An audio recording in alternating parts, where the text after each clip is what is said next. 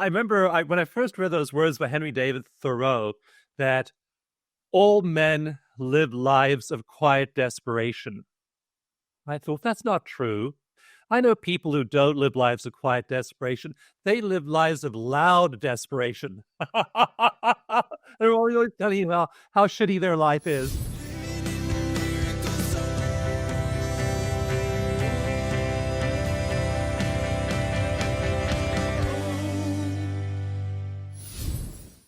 Welcome to Living in the Miracle Zone, the place to be if you want to live in the flow of synchronicities and miracles in your daily life.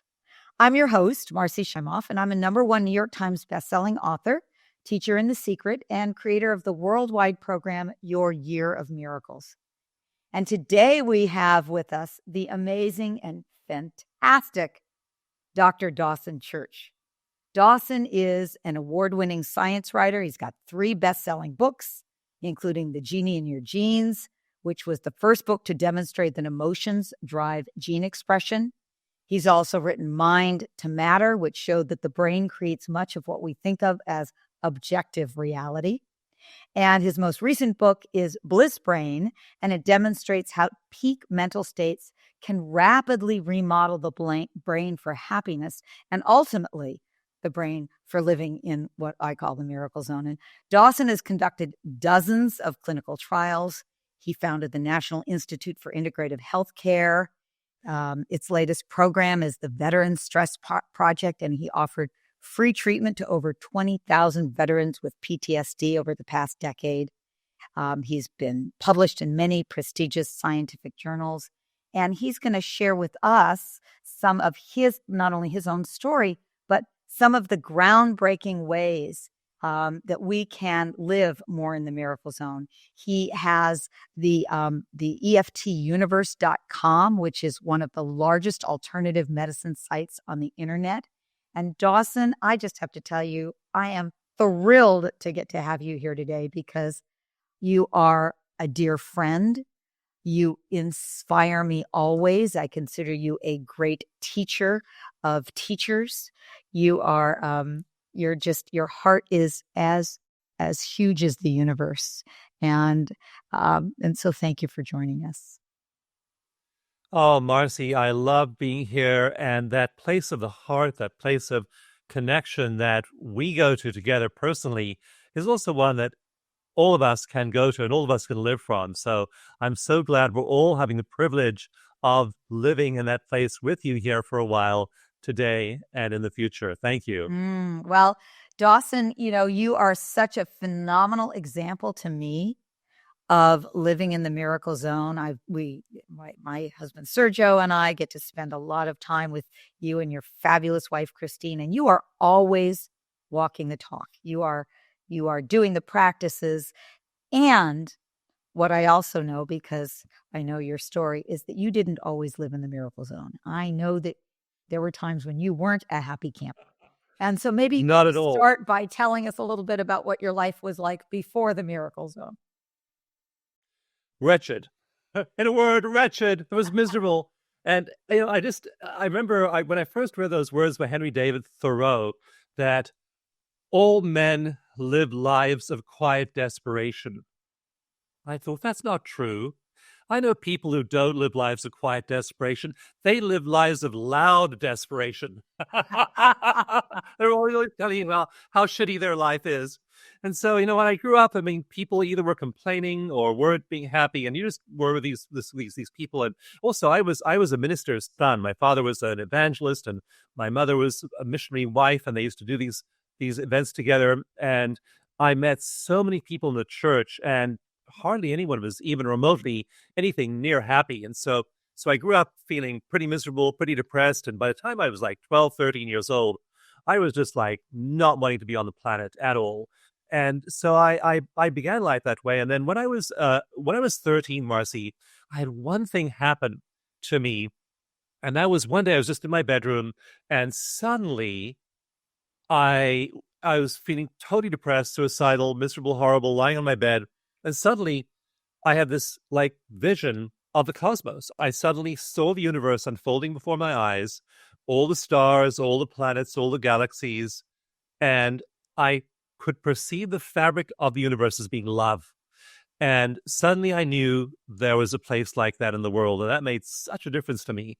And it turns out research now shows that most teenagers have those experiences. Many children, 3, 4, 5 years old, are having incredible spiritual experiences of transcendence. They don't have the vocabulary to describe them. Another piece of research by Father Andrew Greeley showed that people having these experiences don't tell anybody. They don't tell their rabbi, don't tell their priest, don't tell their father, their mother, their best friend, because we don't know how to relate these to people in our lives. But we're all having these, what the Sufis call glimpses of heaven. And then we don't know what to do with them, where to put them. We don't share them very often, and yet they are so transformative. So everyone here listening, no matter how much despair you're in, you've had one of those glimpses. You know that there's a place like that. And of course, the rest of our lives, and certainly the rest of my life, Marci, was devoted to getting back there again. Yeah, and that's so amazing that you actually, because as you say, lots of people have these experiences, but you did something with it. So what did you do after that experience that allowed your life to shift? And how can other people do that? I want to know what really, how did you make it so that you're living the way that you're living now, which I call, bliss brain. Well, let me tell you about the first mistake I made. When I went and joined a spiritual community. You can relate, right? Yeah. Yeah. 15 years old, learning the perennial philosophy of Aldous Huxley and Alan Watts, and reading Ram Dass and being inspired, and reading Krishnamurti and Paul Brunton, and learning about all these great teachers. And so I learned all this stuff, and I discovered within a few years, Marci, that the people in the spiritual community, wonderful spiritual aspirants with a great spiritual teacher, were as screwed up as the people in the church had been, maybe worse. So that didn't work out very well for me. I became pretty disillusioned with that too. Then I thought, okay, spirituality, I've crashed and burned there. Let's try psychology. Maybe the psychologists have figured it out. Hey, if any of you are listening are therapists, you're probably laughing so hard right now, you're falling down laughing, because we know the world of coaching and psychology is full of people who got into it like I did because they wanted to try and heal their own wounds. So I tried psychology. And then when I was 45 years old, I was really in crisis. This is many, many years ago. I was in the middle of this crisis, and I decided I was going to meditate every single day. Now, I'd meditated on and off since I was 15 years old, but I made that decision, and it was really painful because I am not an early riser. I used to think that 10 o'clock was, a fine time to get out of bed. So the next morning, I just set my alarm for 6 a.m., and I pushed the alarm, and I set it and woke up, and I actually got up and meditated for the first of many, many successive days. I just kept on doing it every single day. And within a few months, my money began to change, my body began to change, my health, my pain levels went down, my relationship with my 2 kids, I was a single dad, improved, my money, all kinds of things began to shift as I meditated. So it's that consistency of meditation. It's not whether or not you think anything's happening in meditation.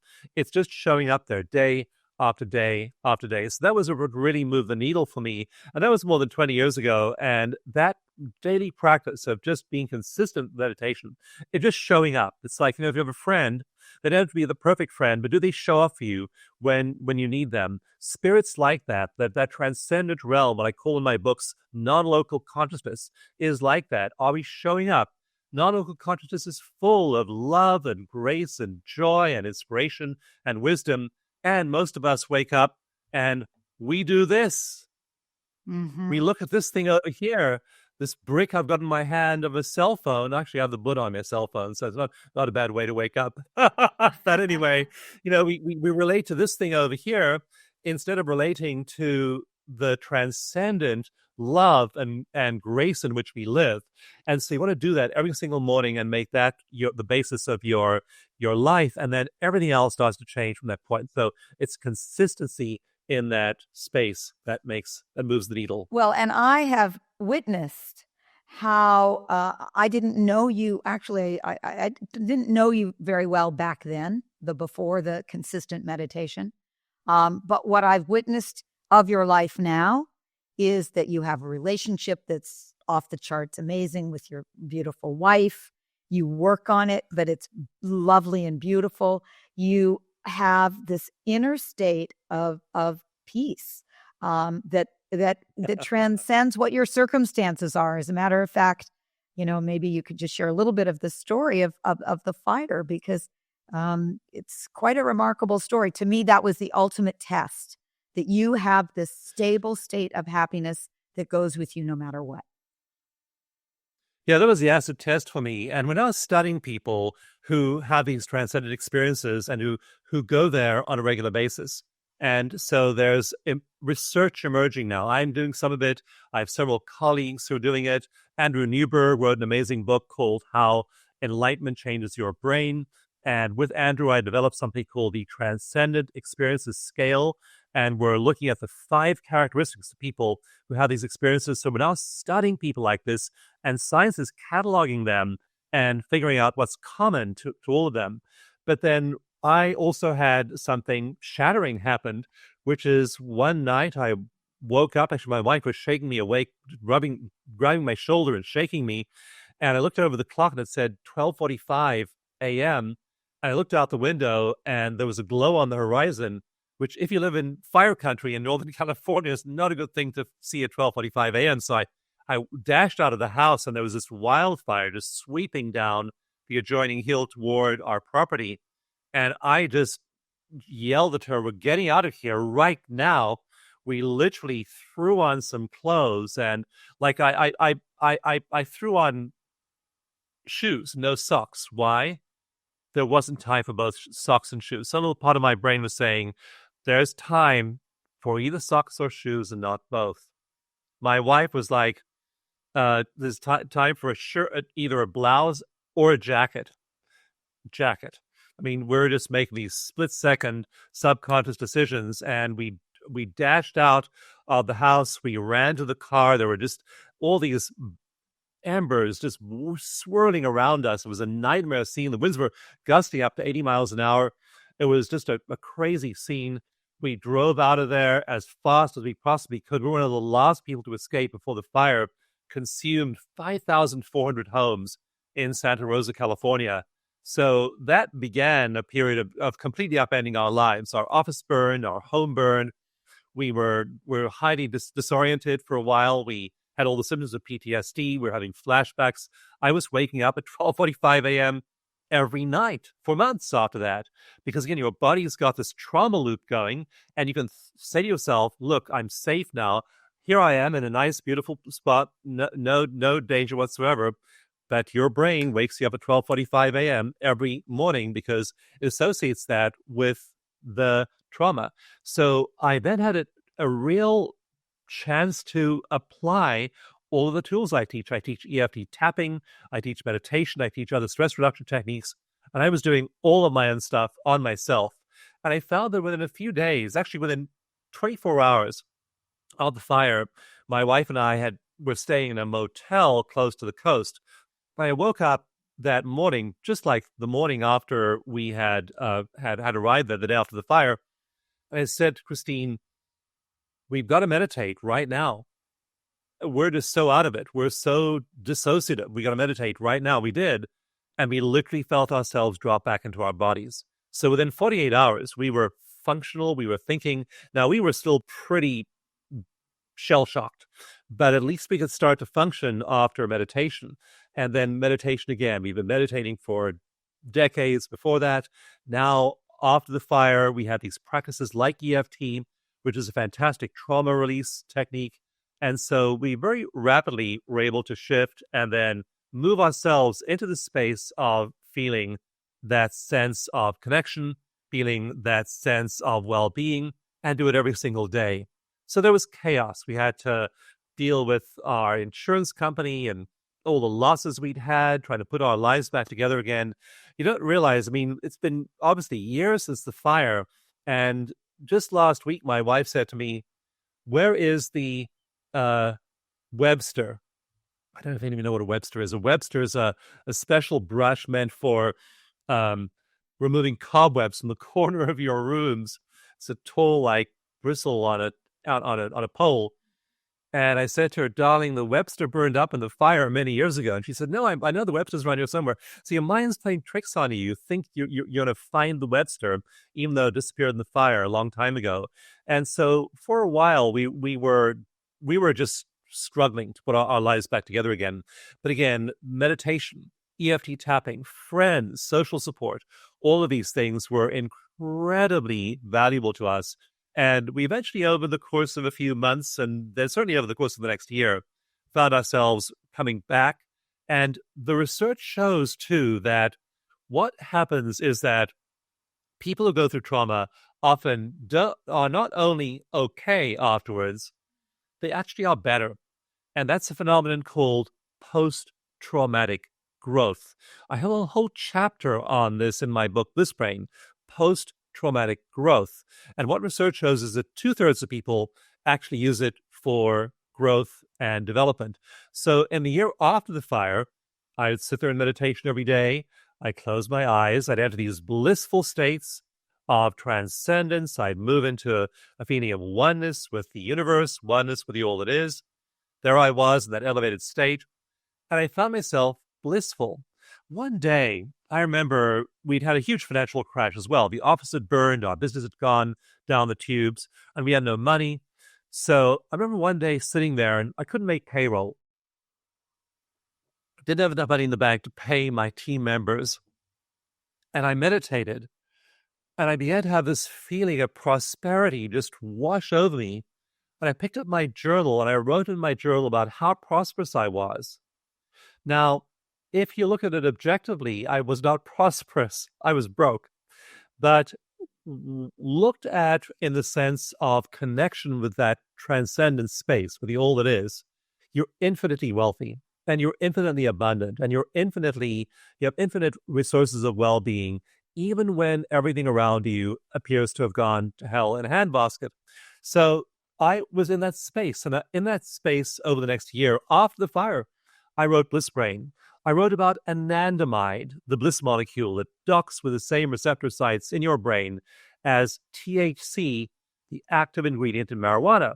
So here you're having a slug of THC in your brain during meditation.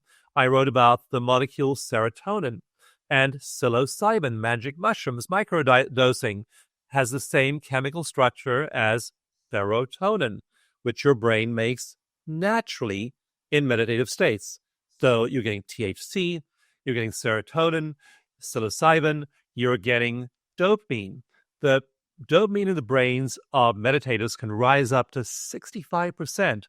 And dopamine is the same neurotransmitter active in addiction, cocaine, heroin, any kind of craving-based addiction has dopamine as a central mediator. And so the amount of dopamine in your brain rises. So here you're having floods of dopamine, floods of serotonin, floods of anandamide, and you're in bliss even when your whole life really is in chaos and turmoil. And that's the shift you make. So in that year after the fire, I wrote the book Bliss Brain, and I explained to people how this shifts your brain, how when you do this, when you develop resilience, when you become everything that you can be in terms of transformational potential, plugging into the all that is, plugging into non-local mind, raising yourself above the level of suffering and difficulty that most people struggle in most of their lives. You do that, you plug in there every day, and then you develop this amazing capacity called resilience. Resilience isn't just an abstract idea or a psychological state. It literally becomes a neurological trait. And that's when you've fired enough, your neurons have fired enough times to where they've wired together.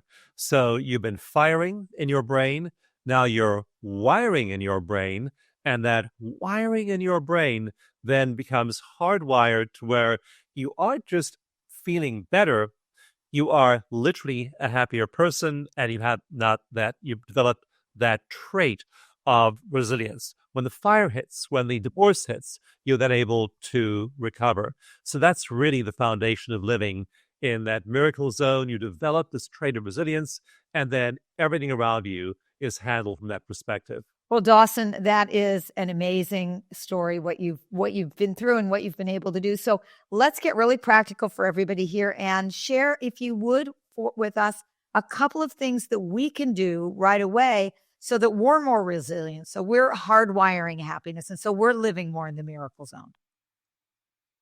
Yeah, there are practical things you can do, and that's why I love science, because science shows what you can do, and it separates the good ideas about personal growth and resilience and happiness from the evidence-based ones, the ones that really work. So in my books, I talk about ones that really work, and so the two I use as my go-to every day are meditation and EFE tapping. EFE tapping is simple and quick, and then the kind of meditation I use is a stacking meditation where you stack a little bit of self-hypnosis on top of the quick coherence technique from HeartMath, use some mindfulness, use some neurofeedback, and as you stack these evidence-based techniques, you enter a deep meditative state involuntarily. You just go there because you're cueing your body to move there. And so one super simple practice that I use as part of that stack is vagal nerve regulation. And your vagus nerve is your rest and digest nerve. When you're in fight or flight, your sympathetic nervous system is turned on. When you're in rest and digest, your parasympathetic nervous system is turned on. And there's a way of turning it on in 1 second. And that is simply to relax your tongue. Because most of us, our tongues are rigid most of the time. But if you relax your tongue, it sends a signal to your vagus nerve. There's a nerve in your tongue called the hypoglossal nerve. Actually, I don't want to tell you all about this. We'll wait till medical school. So you just relax your tongue. Relax your tongue. You'll send a signal to your vagus nerve, which will tell your whole body to go into parasympathetic mode and relax you. And here's a simple test of that this is working. Think about something that happened in the last 7 days that was mildly annoying. Just think about something. Maybe you had to wait in line. Maybe you got an email you didn't like. Maybe a friend made a snarky comment. Maybe your kid was doing badly in school. Maybe your parents are having cognitive struggles. What knows what it might be. So think about something that annoyed you in the last week. And now feel your annoyance. Let your annoyance be present in your field. And also score your annoyance. How annoyed are you about that thing on a scale of 0 to 10? So 0 is no annoyance. 10 is I'm really annoyed. So get your number. And Marci, this is a real test for you. Do you have an event and a number? I do. I have some technical challenges, and I would give it probably an 8. An 8, okay. Okay. Now, I want you, while thinking of those technical challenges being an 8, I want you to relax your tongue. Just relax your tongue completely on the floor of your mouth. Keep thinking about them. Now imagine yourself breathing through your heart. So imagine your breath is flowing in and out through your heart. Keep your tongue relaxed. Nice, relaxed tongue.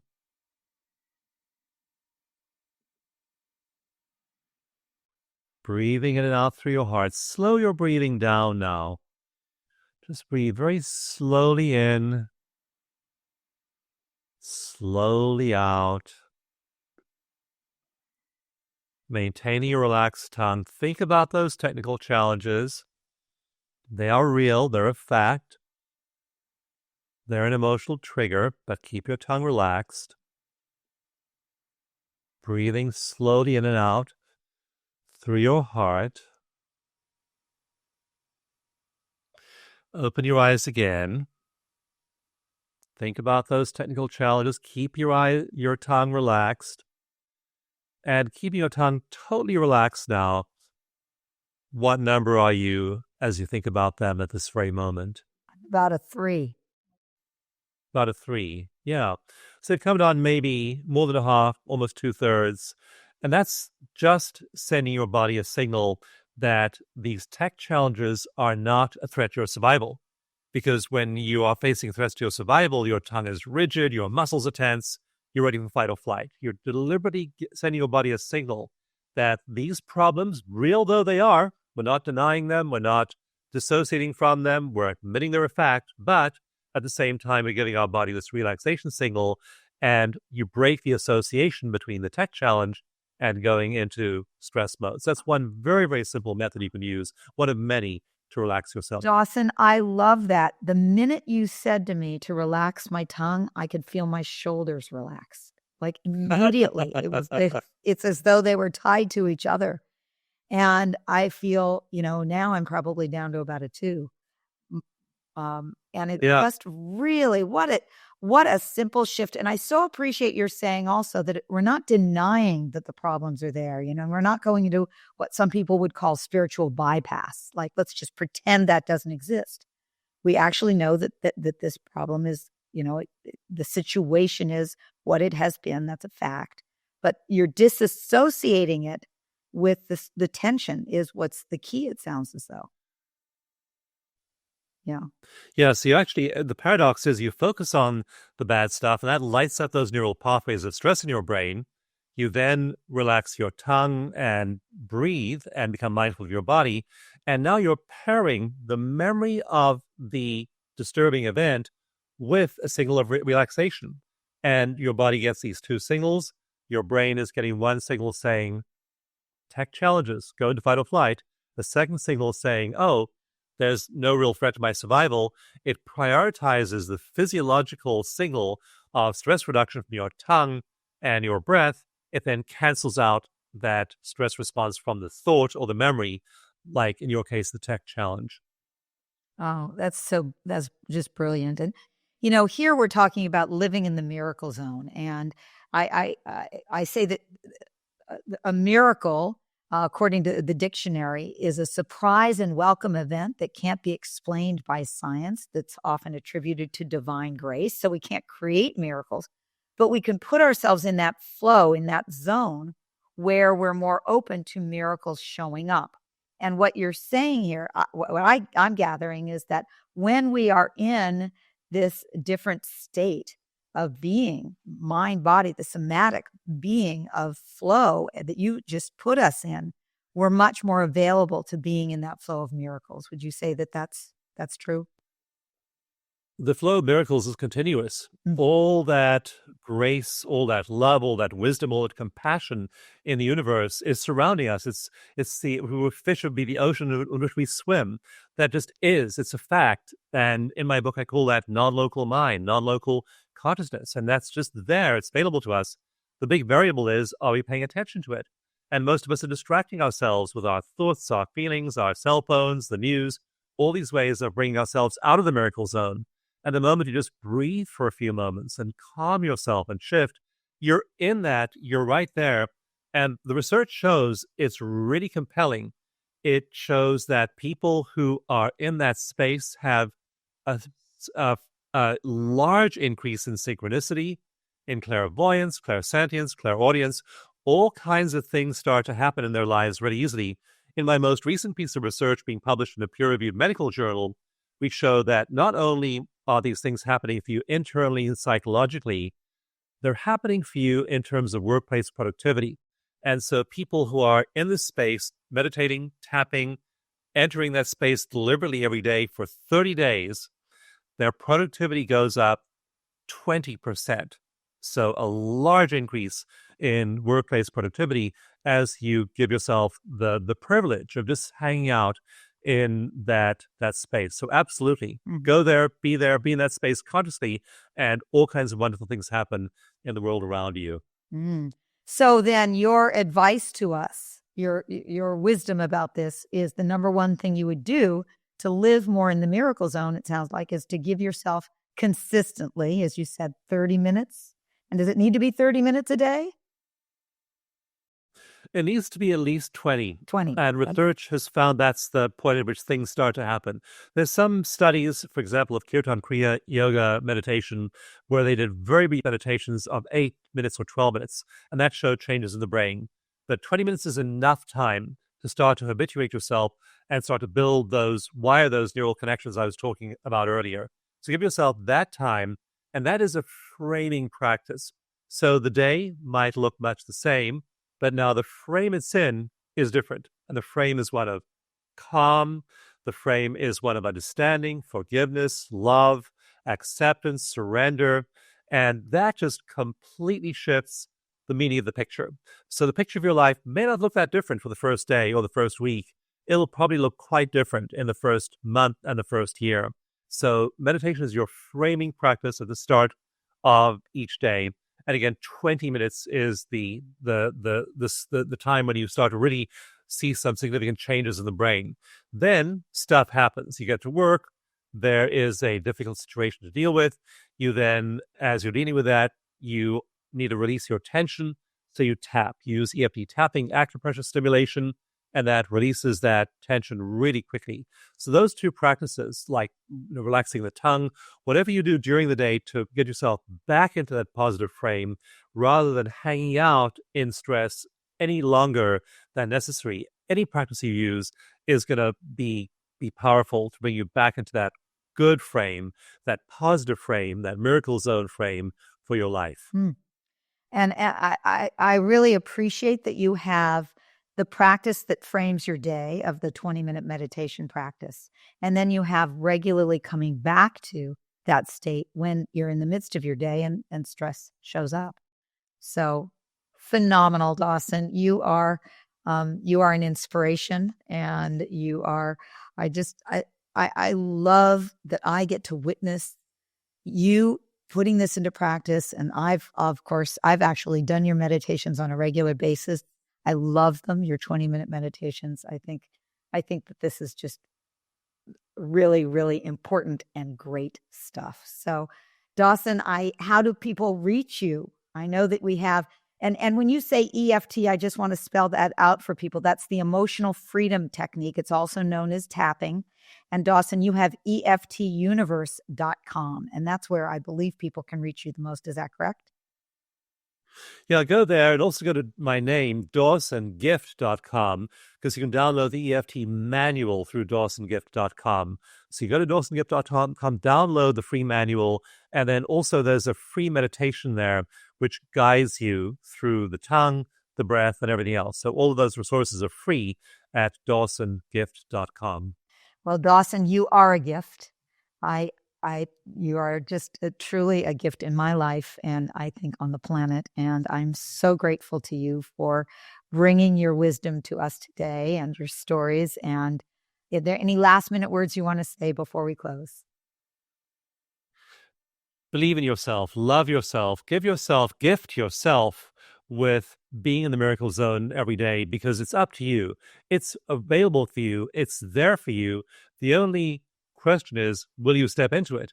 And I really want to see you doing that every single day, making that choice. It is a powerful choice. It shapes your life. In just a few weeks, you'll feel different. In a few months, your brain will be different, and you'll be that resilient, happy, joyful, compassionate, love-filled human being. So that is my intention for you. Beautiful, Dawson. Well, thank you so much. I look forward to the next time that you and Christine and Sergio and I get together and go for a nice hike or whatever and be in the miracle zone. Lots of love to you. Every blessing. Thank you for listening today. I hope that you're feeling inspired and uplifted and more in the miracle zone after our time together. If you enjoyed this episode, please share the Miracle Zone love with your friends and family. And we appreciate your 5-star ratings. We love reading your written reviews. And make sure to hit subscribe so you don't miss any of the juiciness that's coming up for you in future episodes. And if you're ready to live more in the Miracle Zone, you can start by taking our free 2-minute quiz to find out what your miracle superpower is. You just go to miraclequiz.com. And remember, the universe is conspiring for you. It is our right to live in the miracle zone, and your life of miracles is waiting for you. Simply by listening to this podcast, you are taking a step forward, and may you continue to step forward into the miracle zone. Enjoy.